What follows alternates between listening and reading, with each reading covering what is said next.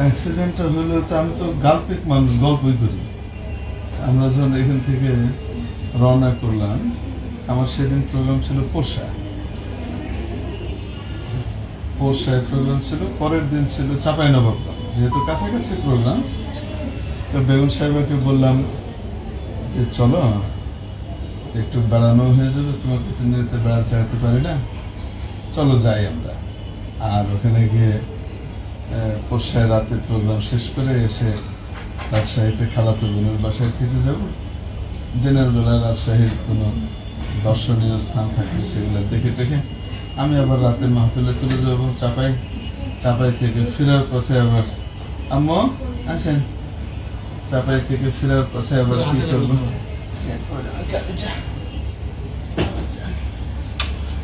চাপাই থেকে ফেরার পথে তখন আবার তোমাকে নিয়ে চলে আসবো। এমনি তো ঘোরার মৌকা হয় না মাহফিলের ইয়েতে। সেই ইয়েতে সহকারে আর এর বড় বোন আর তার মা আর একজন রাহবার হিসেবে মুফতি সাইফুল ইসলাম সাহেব ছিলেন সাথে। আমরা রওনা হলাম। তো আমার খুব ঘনিষ্ঠ মহাব্বতের মানুষ, ভক্ত, ওনার একটা সুন্দর গাড়ি আছে। এখন যেহেতু আমরা ফ্যামিলি ট্যুরে যাব, একটু বড় গাড়িও দরকার। তো ওই ভাই প্রায় আমাকে বলেন যে হুজুর আমার গাড়িটা বাড়িতেই পড়ে থাকে, আপনি কোনো সময় কোথাও গেলে আমারটা যদি নিয়ে যান তো আমি খুশি হব। তো সোহেল ভাইকে বললাম যে ভাই যাবো একটু, তো উনি সাথে সাথে একদম গাড়ি পাঠায় দিলেন। আমরা রওনা হয়ে গেলাম আল্লাহ নামে। তো ফুড ভিলেজ আছে একটা এরিয়া, আপনারা তো জানেনই, যেখানে সব বাসগুলা থামে বগুড়ার আগে। হ্যাঁ, তো আমাদের ইচ্ছা ছিল আমরা বগুড়া শহরে নেমে নামাজ টামাজ পড়ে খাওয়া দাওয়া করি। তো ফুড ভিলেজটা আমরা পার করে চলে গেছি। রাস্তাটা তো একেবারে পদ্মা হাইওয়ের মতো করা, মাঝখানে ডিভাইডার, ওই পাশের গাড়ি এ পাশে আসার কোনো সুযোগই নেই। আবার সাইডে ওয়াল দেওয়া আছে যেন বাহির থেকে কোনো গাড়ি ভিতরে ঢুকতে না পারে, এমন ভাবে সুন্দর রাস্তা। হঠাৎ আমরা একটা গাড়ি এই ফুড ভিলেজ পার হওয়ার মনে করেন 1-1.5 মিনিট পরে একটা বাস দেখলাম উল্টো দিক থেকে আসছে। কিন্তু যেহেতু এটা সমতল ভূমি, দূর থেকে দেখা গেছে, তো গাড়ির ড্রাইভার সাহেব সুন্দরভাবে তাকে পাশ কাটিয়ে চলে গেছেন। এরপরে আমরা আরেকটা জায়গার সামনে আসলো, এটা কি যেন নাম এটার, যাই হোক ওইটা মানে ফুড ভিলেজ থেকে ধরেন 3-4 মিনিটের দূরত্বে এরকম। ওখান থেকে আমরা ওই ওভারপাসে উঠবো, নিচ দিয়ে আন্ডারপাস, লোকাল আন্ডারপাস, ওভারপাসে উঠবো আমরা। এই উঠার একটু আগ দিয়ে এই উঠবো, ঠিক ওই সময় ওই পাশ থেকে একটা বাস মানে একদম জমদূতের মতো আমাদের গাড়ির উপরে এসে সর। আচ্ছা, আমাদের ডান দিকেও গাড়ি, আমরা বাম দিকে আছি, বাম দিকের লেনে আছি আমরা, ডান দিকে গাড়ি চলতেছে। তো স্বাভাবিক স্পিডে যেহেতু যাচ্ছে, তো যেগুলো বেশি দ্রুত যায় সেগুলো ডান দিক দিয়ে পার হচ্ছে, আমরা বাম দিকের ইয়েতে আছি, বাম লেনে। হঠাৎ করে এই বাস একেবারে আমাদের মুখোমুখি। এখন না আমরা ডানে যেতে পারছি, না বামে যাওয়া দিয়ে আছে, একেবারে তার তলায় ঢোকার মতো অবস্থা। আমরা মোটামুটি কালিমা পড়ে ফেলছি লা ইলাহা ইল্লাল্লাহ মুহাম্মাদুর রাসূলুল্লাহ, যে আমাদের আমরা সব পিছে যাবো আজকে। ফরচুনেটলি একটা রাস্তা আল্লাহ বের করে দিলেন, সেটা হলো ওই ওভারপাসে কেউ বাহির থেকে উঠতে হলে বা আন্ডারপাসে যেতে হলে সাইডের দেয়ালটা একটু কাটা ছিল ওই জায়গাতে, রোডস অ্যান্ড হাইওয়েজ এর তরফ থেকে ওই ফাঁকটা পাওয়া গেল, যে ওইটা দিয়ে কমপক্ষে সরাসরি মুখোমুখি সংঘর্ষটা থেকে বাঁচার জন্য ওইটাতে বেরিয়ে যাবে। কিন্তু ওখানে যে বেরোবে, ওখানে 30-40 জন লোক গাড়ি টাড়ির জন্য অপেক্ষা করে দাঁড়িয়ে আছে। এখন একটা গাড়ি 90-100 কিলোমিটার স্পিডের একটা গাড়ি 1 সেকেন্ডের ভিতরে তো আর ওখানে ওই ব্রেকটা করতে পারবে না, এটা তো ছেঁচড়ে যাবে। একটাই রাস্তা বাকি ছিল, যে ওই যে সাইড ইয়ের সাথে যে ডিভাইডারের যে ইয়েটা রাখা আছে, মানে সাইডের ওয়ালটা, ওটার যে ফাঁকটা, ড্রাইভার সাহেব ওটাতে মেরে কোনো মকরে গাড়ির উপর দিয়ে যা যাওয়ার গেছে আমাদের উপর দিয়ে গেছে, কিন্তু কোনো মানুষ কোথায় নেই, অন্য কোনো মানুষ মারা যায়নি। মানে এটা ছাড়া আর কোনো বিকল্প আমাদের নজরে ছিলই না। হয় আমরা সবাই মারা যেতাম, নতুবা ইনোসেন্ট কিছু মানুষ মারা যেত। আমি ড্রাইভার সাহেবকে ধন্যবাদ দিই, তার এক্সপিরিয়েন্স অনেক, তো 20-25 বছরের এক্সপিরিয়েন্স, ভালো যেহেতু আল্লাহ পাক আমাদেরকে বাঁচিয়ে দিয়েছেন। আমার পাঁজরের 3টে হাড় ভেঙেছে, ঘাড়ের এখানে এই যে শোল্ডারের এই বাটিটা ভেঙে গেছে, তারপরে পিঠে চিকন যে হাড় যেটা থাকে 3 কোনা ওখানে ভেঙেছে, আর পায়ে এই জায়গাতে গোশত একেবারে উঠে গেছে, এই জায়গাতে শুধু হাড় বেরিয়েছিল, আর চোখে এখানে 6টা সেলাই লেগেছে চোখে।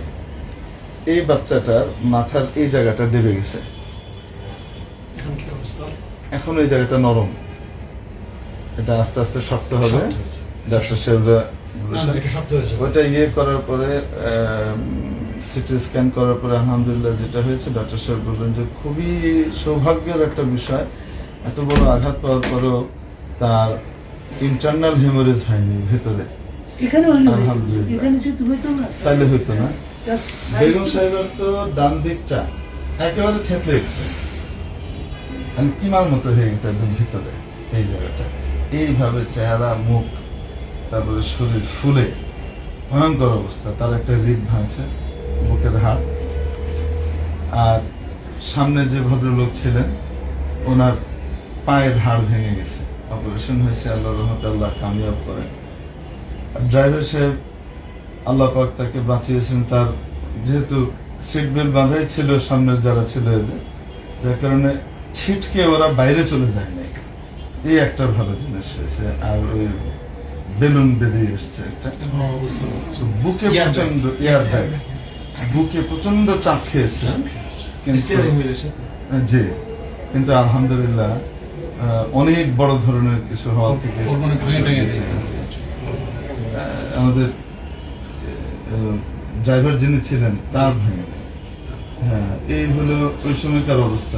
পরে জানতে পারলাম, মজার ব্যাপার শুনেন, পরে জানতে পারলাম আমাদেরকে সাথে সাথে হসপিটালে নিয়ে গেল। ওই এলাকার লোকজন বলা বলি করছে যে এই কালকেও 5 জন মরল, আজও দেখো গেল। তো ওখান দিয়ে এইভাবে গাড়ি উল্টা আসে। উল্টাটা কেন আসে? ওই আগে তো এটা এক্সপ্রেসওয়ে ছিল না, মাঝখানে ডিভাইডার ছিল না।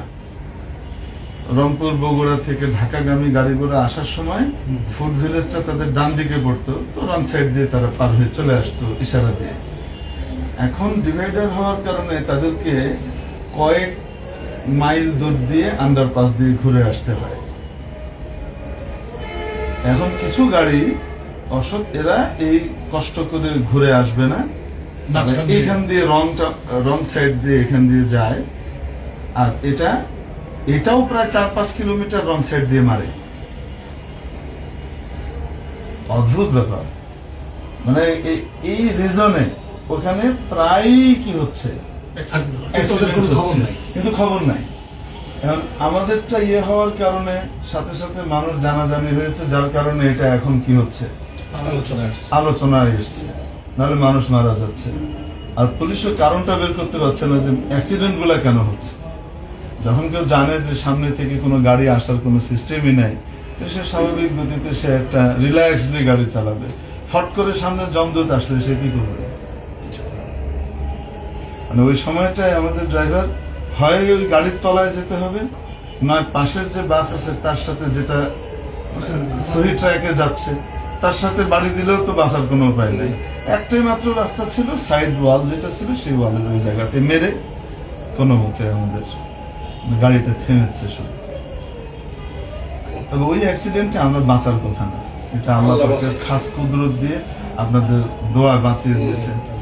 দেখতে গিয়েছিল গাড়ি যারা, তারা ছবি তুলে এনেছে।